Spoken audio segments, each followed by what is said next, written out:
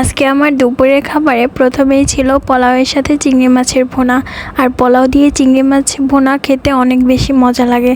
বিশেষ করে আমি মাছের মধ্যে শুধুমাত্র চিংড়ি মাছটাই পছন্দ করি, অন্যান্য কোনো মাছ কাটার জন্য খাই না। চিংড়ি মাছ ভুনাটা আমার অনেক অনেক বেশি পছন্দের একটা খাবার। যেদিন বাসায় চিংড়ি মাছের ভুনা করা হয় ওই দিন আমি সবার আগে আগে খাবার খেতে চলে যাই, আর ওই দিন অনেকগুলো করে ভাত খেয়ে ফেলি। তো এরপরেই ছিল গরুর মাংস ভুনা করে না, এখানে আলু দেওয়া হয়েছিল কয়েকটা।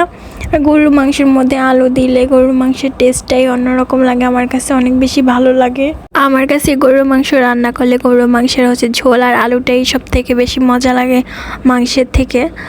গরুর মাংসটা অনেক সফট করে রান্না করা হয়েছিল আর খেতেও অনেক বেশি মজা ছিল। আসলে আমার আম্মুর হাতের রান্নার স্বাদ অতুলনীয়। তো এটাই ছিল আমার আজকে দুপুরের খাবার। আল্লাহর কাছে অনেক অনেক শুকরিয়া।